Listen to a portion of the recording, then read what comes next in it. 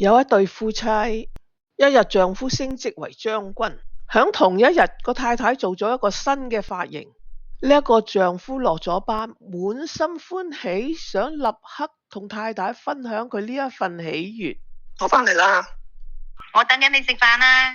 新嘅勳章都睇唔到，我整咗個新髮型咁靚，佢都唔讚美下我。響食飯嘅時候都相對無言，最後老公先開口：你點啊？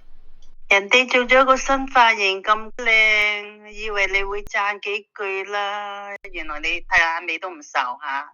人都係自私嘅，睇相嗰陣時一定係睇自己先。